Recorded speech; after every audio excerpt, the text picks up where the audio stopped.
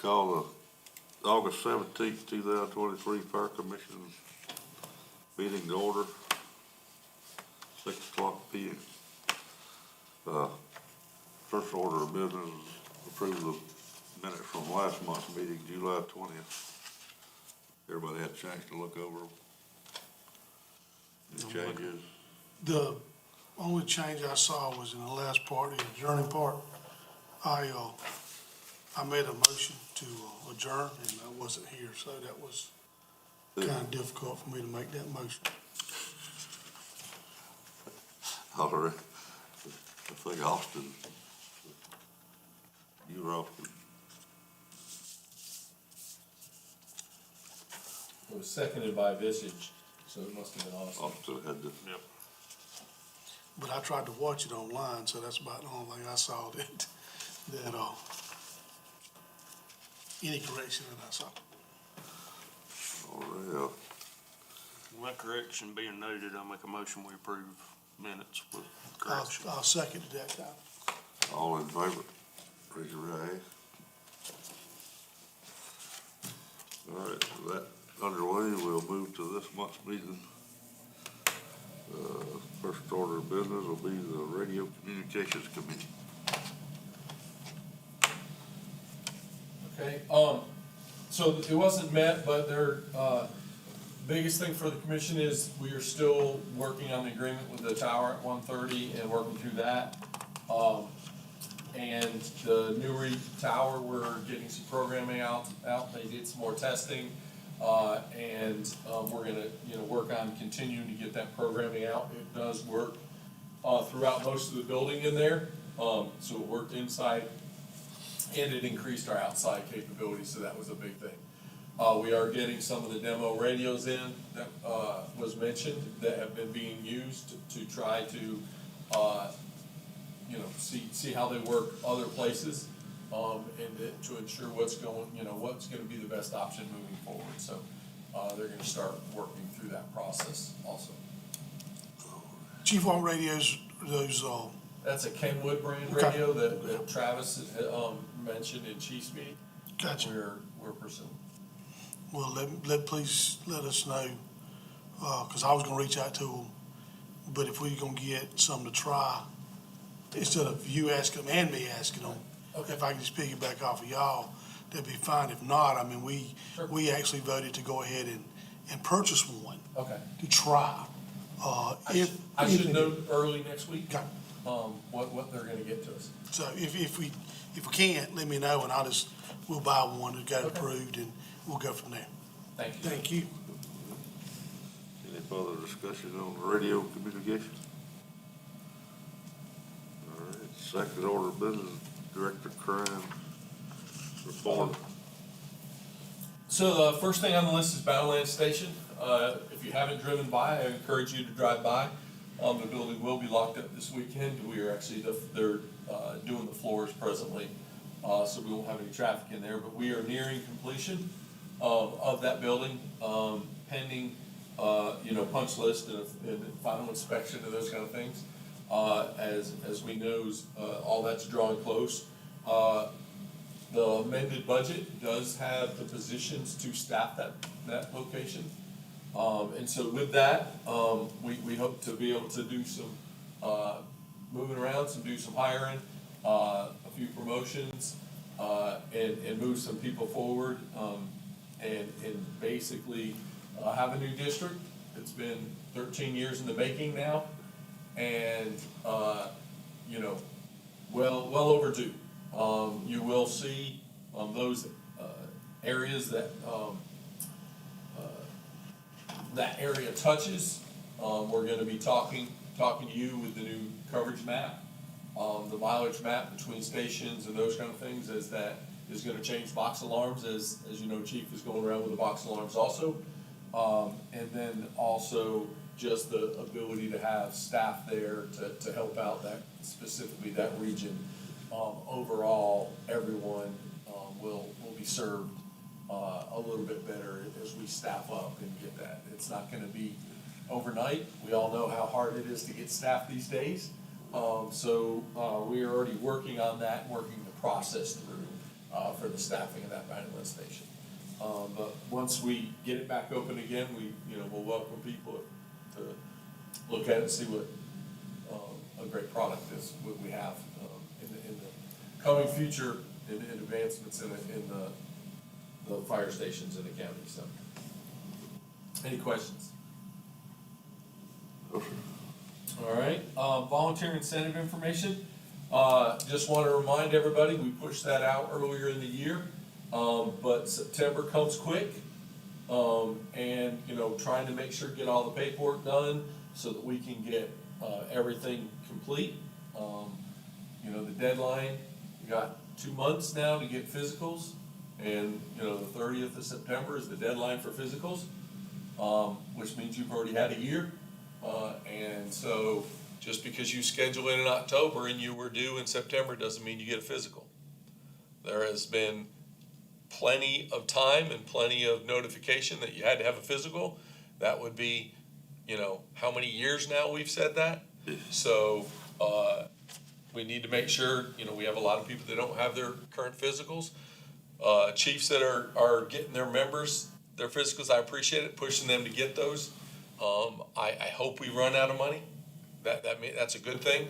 In our physicals means people are getting their physicals, which is a good thing to save them and the public and in the risks that we take when we're out and about helping others. We want to make sure our people are safe. As we go that kind of ties into the next one. We are trying to finalize the helicopter insurance. Everyone needs to understand that has gone significantly up. So basically, everyone that gets an incentive is going to get $180. Because instead of the $35 a person, it's $180.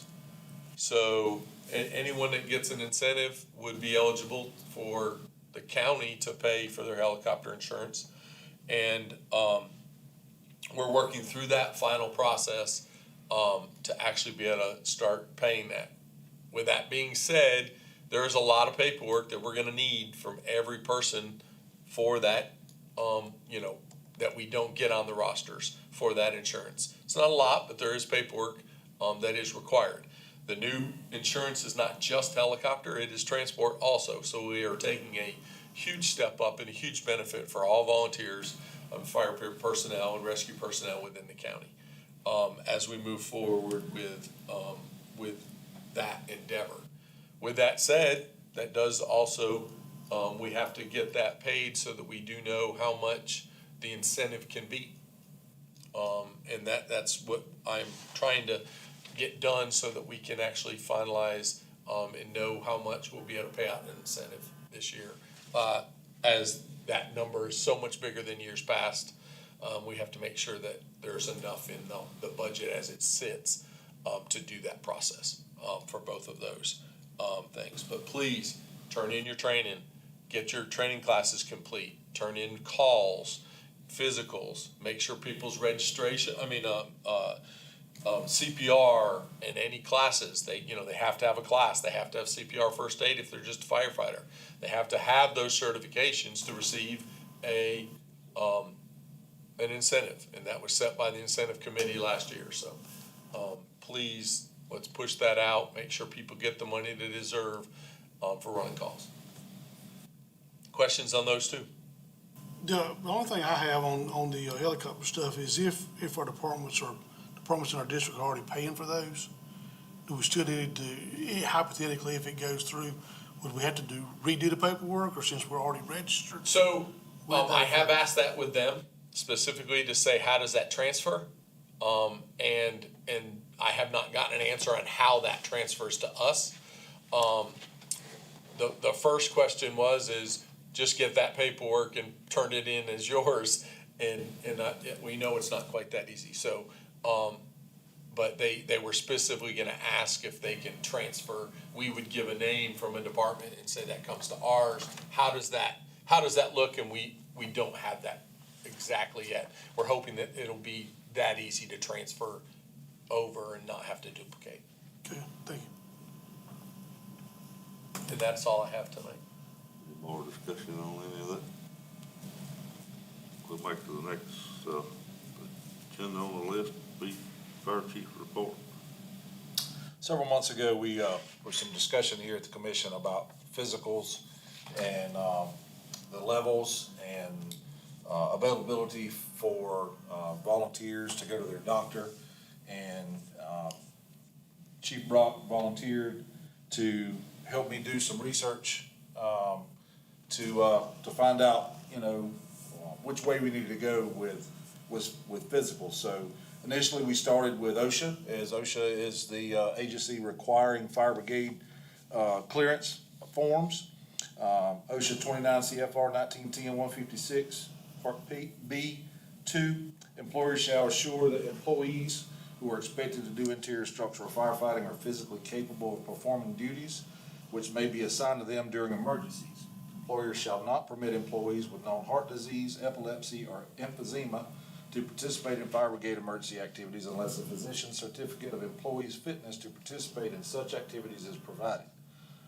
OSHA 1910 Subpart L Appendix A states that the physical capability requirements applies to those members who perform interior structural firefighting. Employees who cannot meet the physical requirements may still be members of the fire brigade as long as they do not perform interior structural firefighting. Physically capable can be determined by physical examinations when the examining physician is aware of the duties that the fire brigade member is expected to perform. So then we dug into NFPA 1582, and Chapter 4 in 1582 says the fire department physician must understand the psychological and physiological demands as well as environmental conditions which must be performed and the PPE that must be worn during emergency operations, and shall evaluate candidates to identify medical conditions that could affect their ability to safely respond to and participate in emergency operations.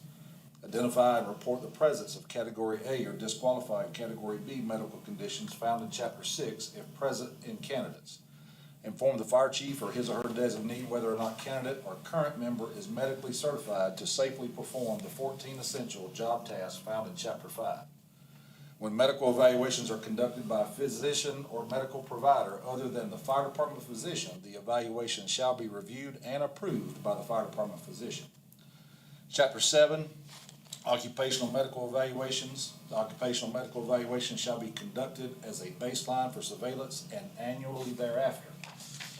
Components of the medical evaluation shall conform to the applicable OSHA, including 29 CFR 1910.120, .134, .95, and .1030 standards. Components of the medical evaluation shall include medical history, physical examination, ancillary tests, blood tests, urinary laboratory tests, audiology, spirometry, and the ECG. Chapter 8, the annual fitness evaluations. An annual evaluation of aerobic capacity shall be performed after appropriate medical evaluation. Testing shall be conducted using an appropriate maximal and submaximal protocol. At levels below 8 METs, the AHJ shall be advised to consider restriction from essential job tasks 1, 2, 4, 5, 6, 7, 8, 9, and 13 found in Chapter 5. Basically, all those job tasks are any task that will require anybody to wear an SCBA and be in an IDLH atmosphere.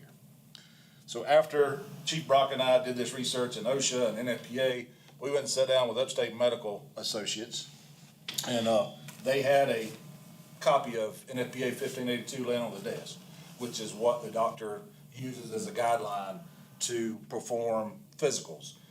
We also asked what each of the levels that were on our evaluation, what they thought those levels were. Level 1 being interior certified, level 2 being exterior certified. Level 3, they said, was checking blood pressure and handing out bottles of water, and that would be the limit of that. Level 4 was not participating on an emergency scene at all. That was just administrative, helping at the station, dinners, those kind of things.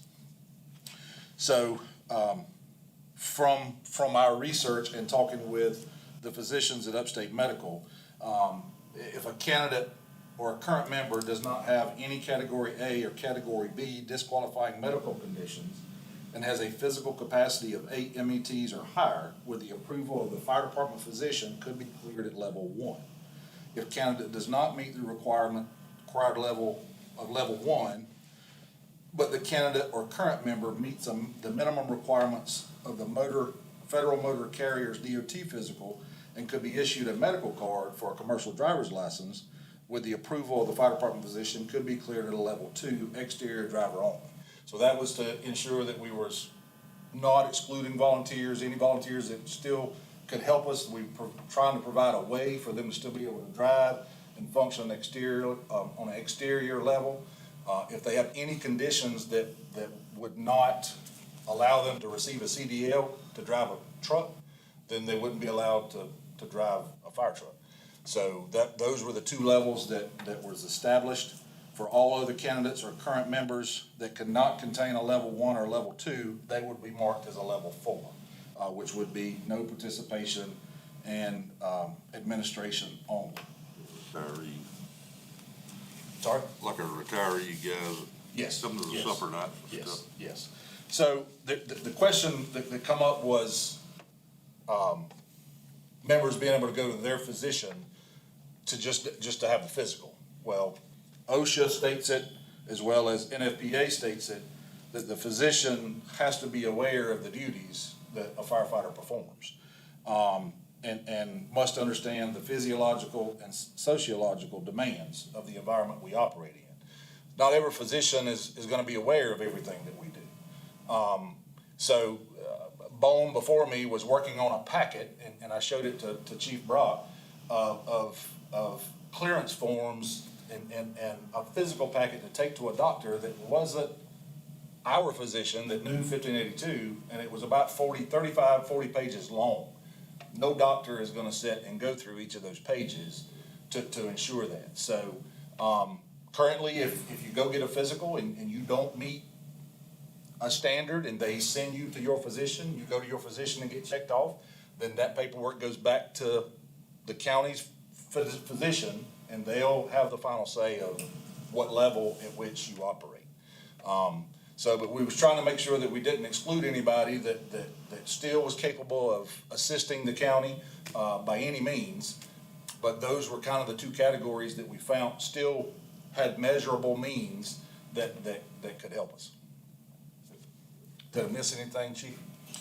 No, sir. I mean, other than the fact that we did discuss, and correct me if I'm wrong, that they still could go to their personal physician, provided they do the packet, not just a cover sheet that says, hey, we do this. If that doctor checks off on all the boxes, just like, our people do, then that would still go to the county the county doctor for approval. That's right, for final. But you can use your personal doctor if you see fit, but you gotta do the packet. Bruce, they have to start with the county doctor and then go to theirs to get it done. And they don't just sign, they can't just walk in and hand them the paperwork. We have to have them started the physical with the county, because the doctor has to get paid. And that's how the doctor gets paid. He just can't walk in. We had a person this week just want to walk into the doctor and go, here's my stuff, sign off on me, from their doctor. We still have to pay our doctor to do the evaluation. So that's how we start that process, if that makes sense. It does, but that was not the understanding, the whole process that we went through. But the doctor has to start with the doctor, so that we can't just they won't sign off and they won't take them. The doctor won't, Henry won't. We have to start that process so that he's authorized. How this works for Henry is he gets a list of people that's authorized through us to come in to get a physical.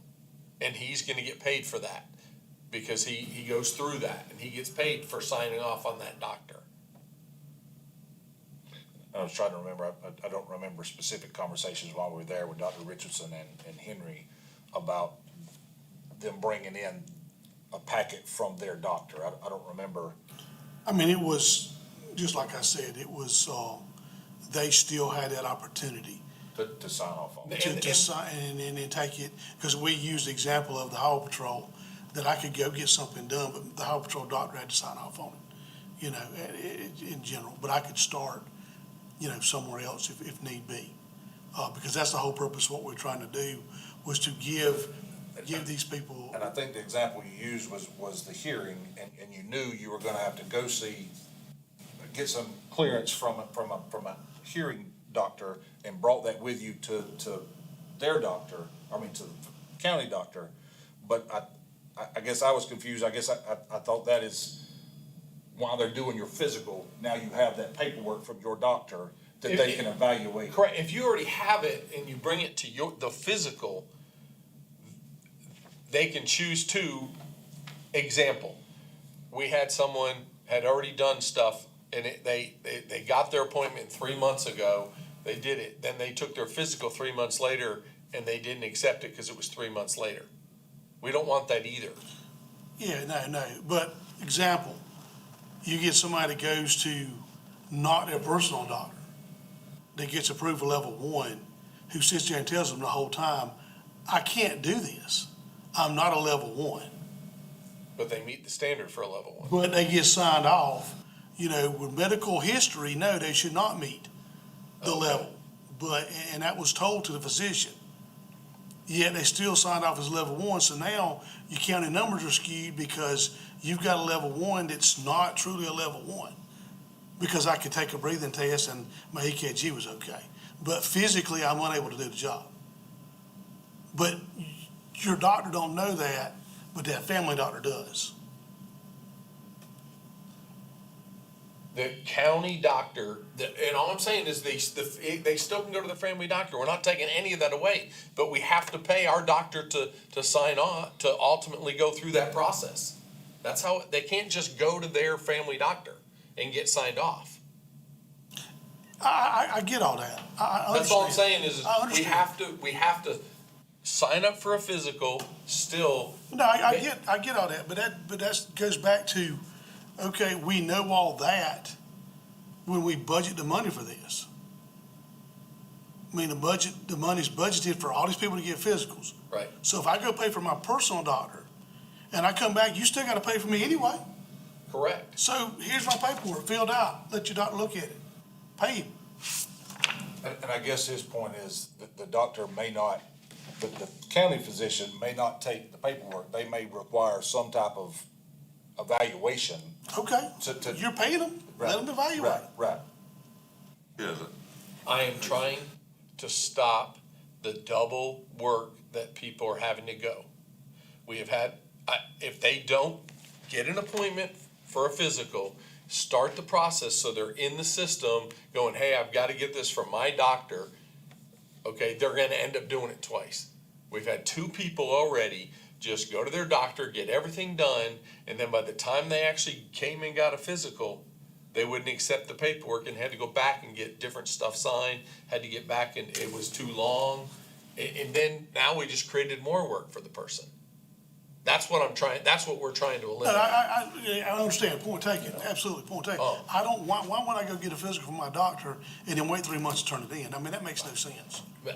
But you- I'm just saying, And I If you think got his- nothing no better. I think to his point too, if you went and got your physical and you had documentation, you come in, and then the county physician does a physical, and they go, well, now you need to go have this evaluated, now you gotta go back to your doctor and get that done.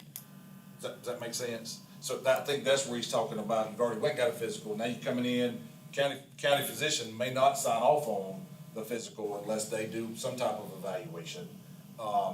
And then if they find something, then they have to send you back out. I think that's one of the points he's talking about, to keep from having to go back and forth. And I get that, but I also understand that, hey, I'm one of them, okay? The age that a lot of these problems are occurring, we already have annual visits with our doctor anyway. So we're doubling up anyway. I go once a year for my doctor to check all the boxes anyway. So why not, when I get that done, turn it in immediately and let the doctor look at it? If there's a problem. I'm just gonna say, if you don't go first, we can't guarantee that the doctor will actually sign you off from that paper. I think there's a lot of volunteers that don't have a lot of confidence in some of the stuff that's been done in the past. Okay, And I mean, I think that by allowing them, which is, I thought we discussed, the whole process was giving them that opportunity to go to their personal doctor, but just not check the box on the front page that says yes, where everybody else is going and spending hours on these things and taking time. The doctor either way doesn't just check off from your doctor. He doesn't just do the checkbox. That's what they've said. No, he's stating, members just taking the sheet to their doctor. Right, it's just to sign up the sheet. Okay, I got you. Not Okay. taking the full packet to. Right, they're not taking the full packet. Right. Right. But it's a headache either way you go. I went through it this past year. I went to get my physical, they seen something on my heart. Have to go to my heart doctor and do 2 or 3 stress tests and heart catheterization. $42,000 later, they find nothing wrong. And then I got the headache of them sending the packet back to Greenville Fitness and have to keep calling Mike and them to, did they ever turn my paperwork in where I placed it? And finally, 2 or 3 months later, they turned the paperwork in and said I was cleared to get. And I think that's the biggest beef that I'm hearing from the volunteers, is that horror story right there. I go, they see something, I drop a chunk of money in this thing, and there's nothing there, but my doctor said there was nothing there to start with. My history cardiologist said there's nothing. Yet these people that drag this equipment around in the back of a trailer going up and down the road sent me back, and now I paid $42,000 for nothing. I have felt the pain of what he's talking about. I was actually gonna join the county strike team back 2007, 2008, probably the pre-inception back many, many years ago. And they cleared me to be an interior structural firefighter, but when we sent the paperwork in for them to sign off on me doing the arduous pack test, they wouldn't sign off. You've got something wrong with your heart. Yeah, at the time, about $4,500 later, found out I had an abnormal electrical impulse in my heart. There was nothing wrong with me. I mean, And I hurt for 3 days after that test because they dang near walked my legs off of me trying to find out if something was wrong with my heart. I didn't pay $42,000, my insurance paid. I think But you still, there's your copay you still have to pay. Yeah, I ended up about $3,500 out of pocket. for I mean, everything. if we're gonna do that, that's okay, that's fine, but let's have something back that if somebody gets flagged, then is the county gonna help offset some of this cost? Because it's the county physical that's causing this extra work and extra finances. But either way, it's gonna be a headache, whether you go to your doctor Definitely. or No matter what you do, you're involving a doctor and doctor's opinions, and no matter what you do, healthcare's And I guess my gonna be question that for way. your family physician, are they gonna do a stress test? Are they gonna do those things to see what your physical capabilities are? And once again, our discussion was they had to. They had to do everything that everybody else done, That's right. period. Or if they couldn't, then they checked the boxes they could, and you gotta finish it up at Henry's or at North Greenville. Immediately, not 4 months down the road. That blows my mind, but, the things that you can't do. The 12 lead, the resting EKG, those things, your cardiologist can do. That's what, they're the specialists in that. I go in there, well, everybody goes in there to these, and don't get me wrong, I'm gonna go to North Greenville as long as I can. But I meet this doctor and he knows nothing. And I don't disagree with that. I guess what I'm saying is, we are having people go with a packet, walk into Henry's office and say, sign off this. No appointment. He just said schedule an appointment, not through us. No appointment. Telling the doctor, just sign off on this.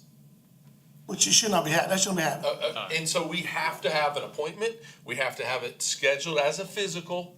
Maybe we need to have another, way we notify them that this is someone that's already been to their doctor, so that they know that that's coming. But they're basically going, my doctor's already signed off, you have to sign off. And that just makes them mad too.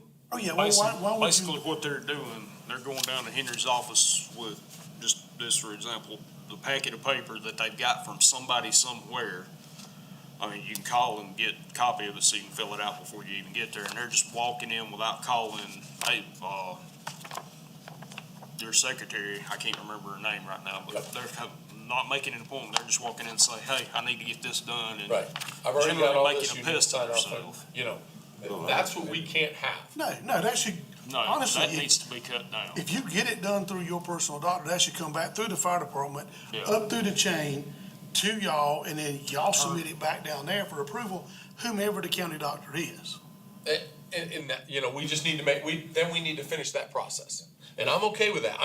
We can't have You can't, this, no, sir. okay? You- Because it's ruining relationships 100%. with what we have. You cannot I was just, gonna say, you and I may need to have another follow-up conversation with Dr. Richardson and Henry Okay. about if. How that sign-off if- process if needs to somebody go. walked in and they Absolutely. left their doctor, and they ain't got a stress test, but they got everything else done, and here's the results. How do they go about the process of getting signed up for that appointment with my paperwork for you to sign off on? Absolutely. And maybe we define that absolutely. clearer. Okay, Clearer. because, yeah, that should not be. And I mean, then- we dealt with one this week. Can I say something, Mr. Chairman? Yeah. At the most, out of the 200 some odd physicals, we have 7 individuals that have chosen to go to their personal physicians. So far, this year, 2 of them have been in pass with flying colors, doing the county physical with Dr. Henry's upstate.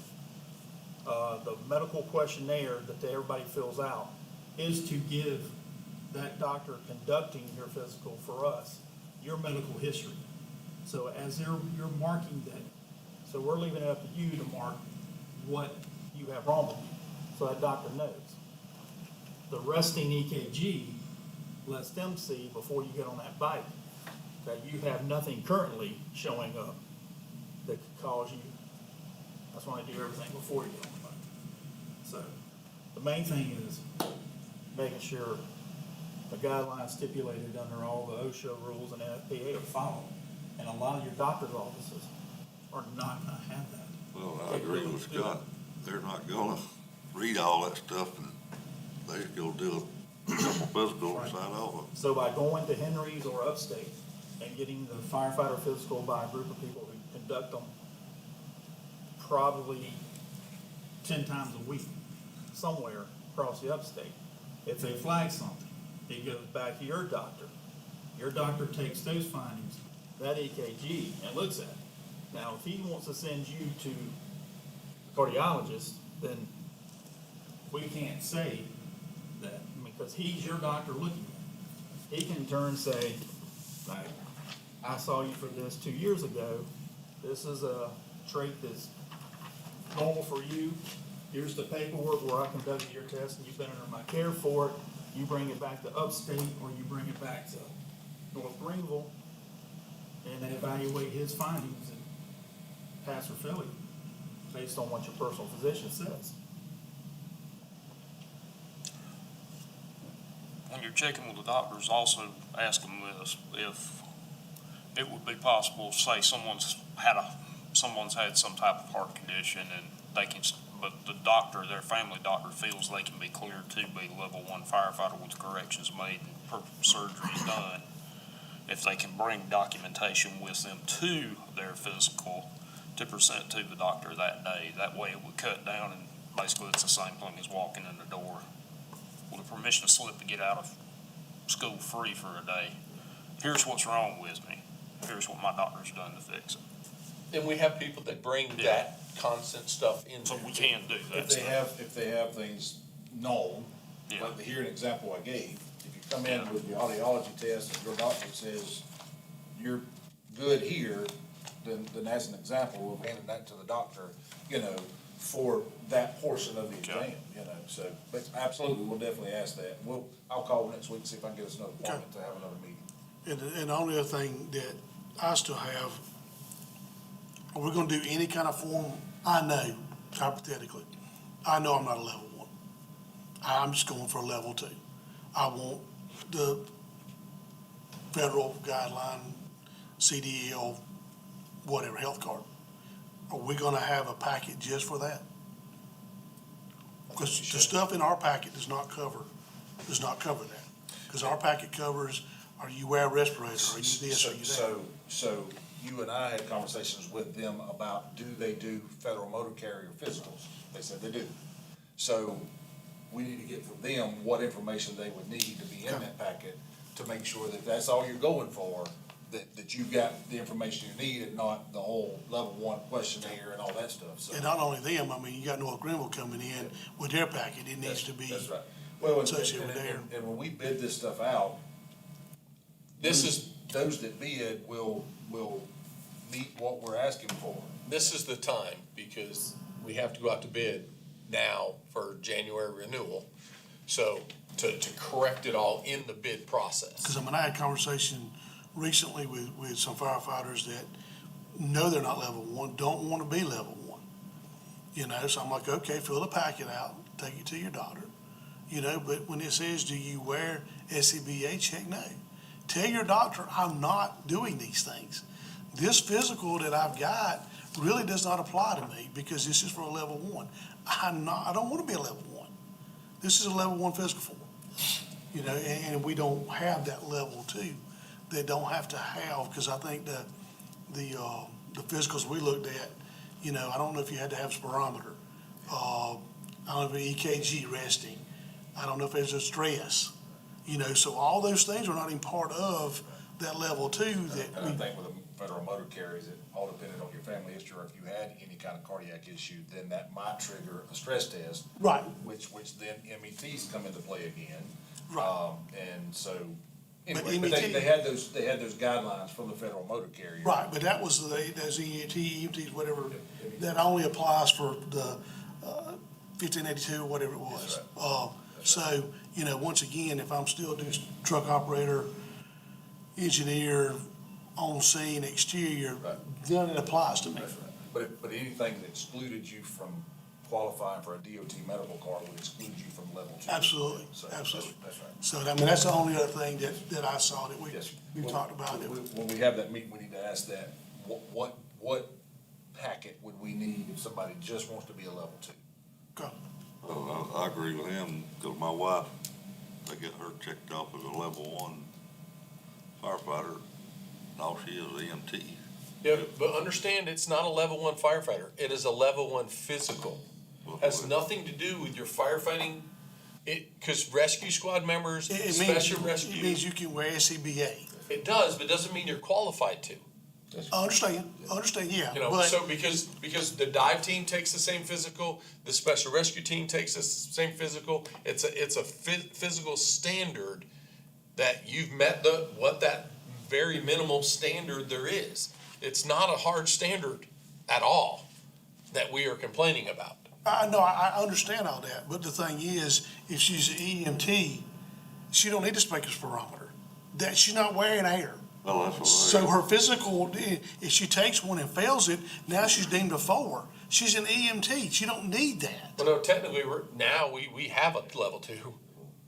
Okay, We're trying to, with no stipulations, it depends on the doctor on where that qualification is for a level two. That's what we're trying to change. We have level two now. right, North Greenville doesn't do level two because they don't do it. yeah.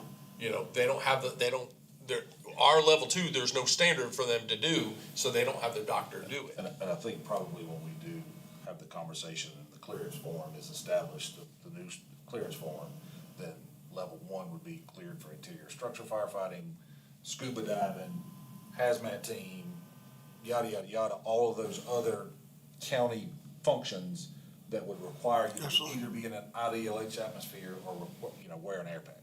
So, and then, you know, the other one would be, you know, and I don't know, we haven't had the discussion about rescue squads who just wanna be medical, that's not gonna be on fire department and wear SCBA, but that if they change and decide they wanna be now part of the dive team or hazmat team, their level may have to change or they're different physicals, so.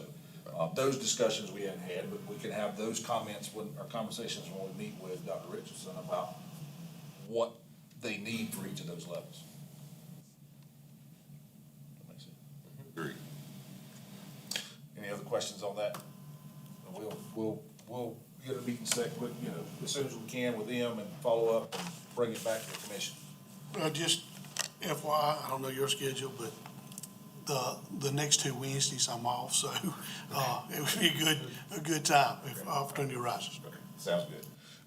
The last thing I have are two things, and I gave each of you a copy of an updated, vehicle fire and motor vehicle accident SOG.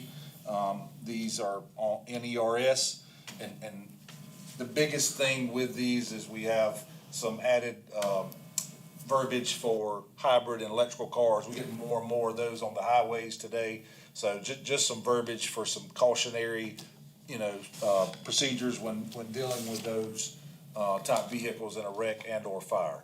I will make a note to say, and we'll make sure that, to reiterate this with the chiefs, is if you do have a total electric vehicle on fire, just know that it's gonna take lots and lots and lots of water to put it out if the battery compartment is on fire. So the problem is you just can't get the water to it. You're working through little vent holes. So anyway, those are just basically some updated SOGs for you, and like I said, they're NERS. And that's my report.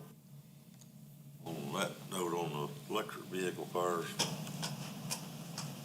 to me, look like it'd be better to protect everything else around it and just let it burn. The one I've seen on the video, the batteries are blowing up, flying through the air. On the interstate. They're dangerous. Plain and simple, they're dangerous. Well, I don't let you Not to get mention everybody back. hazmat and damage to the environment that those things can cause, whether you put them out or you don't put them out. Well, and you can't use a piercing nozzle or anything like that to try to breach that compartment because you risk getting electrocuted. So anyway, there's a lot of concerns with electrical vehicles, and fires as well as vehicle accidents.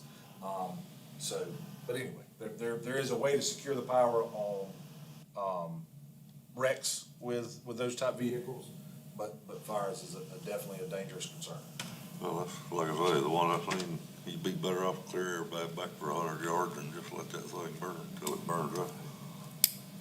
And it may be what, the other problem with the electrical vehicle fires, even after you have them extinguished, they do have a tendency as those plates shift and those batteries, go into, when the tow truck leaves with them, is catching on fire 24 or more hours later, so that's a concern with electrical vehicles as well. Are we as a county looking at doing some up-to-date training for our people to? Is it something I asked for at my department just the other day? It's like, hey, let's start trying to find something on YouTube, something. There's a link that's here in the vehicle accident, policy that is, kind of put out by NFPA, and it talks about alternative fuel safety training and emergency response guides, and it kind of gives you, by vehicle, some things. I don't know, if there's a lot of training, updated training out there for that now. Okay. But I'll definitely reach out and get Chief Norris to see if he can locate some good training for electrical vehicle fire and see if we can get something developed. Then we gotta look at direction, Yep. whether it's. Oh, absolutely, absolutely. It's, whether we like it or not, it's here. It's here, electrical buses, and they're making electrical fire trucks. I don't think that's working out too good for them, but everything's going that way. Of course, we started with hybrids that still had a combustion engine, so the battery was in the back. It's not quite as hard to deal with, but we still have the electrical system, the electrical components that we gotta be aware of. So, that was the reason, just kind of for some update to the policies. Any other questions?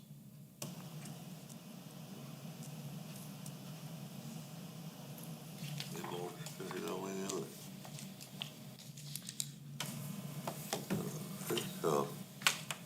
We'll move to the commissioner updates, Region 1, I haven't got anything tonight.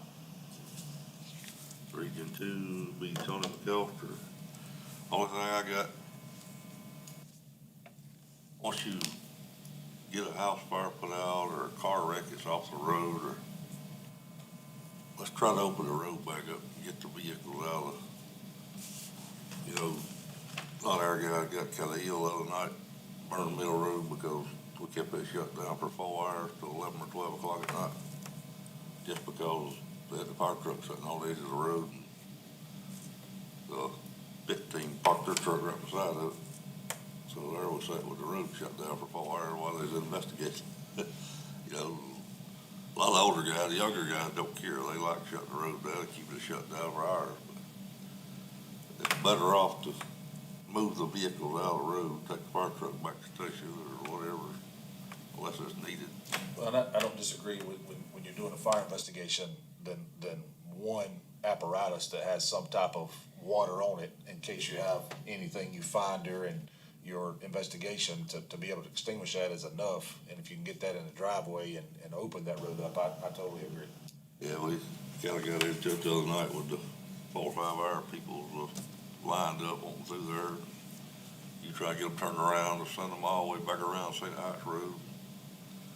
But I seen a lot, the car wrecks or whatever, the car will be out in the field somewhere 100 yards. There'll still be 5 vehicles sitting in the road with lights flashing. You know, get that opened up quick as possible. You know, you may want to bring it up to the chief at the chief's meeting. Something that I spoke to Chief Smith about. I'm gonna reach out to the captain up here in this region and ask if, I mean, state law says if the vehicles are in the road and can be moved and there's no injuries, move them out of the road. I know we typically don't, but I'm gonna get verification from him with the chief's permission. And, if the captain will allow me, I've volunteered to come around or have training at headquarters, you know, teach you how to mark the tires on a vehicle. We may have to take a camera out there and take a few pictures, provide those pictures to the trooper when they get on the scene. But we can mark the tires, you know, take a few pictures, get the cars out of the road, one unit stand by out of the road, open traffic back up before somebody else gets hurt, and then go from there to kind of relieve some of this. But I haven't done it yet, but that's my plans. Chief Smith might shoot me down when I come to him, but Captain may shoot me down when I go to him. But I agree. I think it's somewhat ridiculous. We're gonna get somebody hurt at the back of these blockages. I agree. If it's to keep you safe from getting run over, keep it shut down as long as you need to.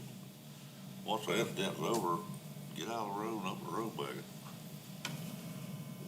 If it's not no working fire or somebody trapped in a vehicle or something. Like I say, we'll have to bring it up to all the chiefs to take back to their station. I'll try to take it back to my station.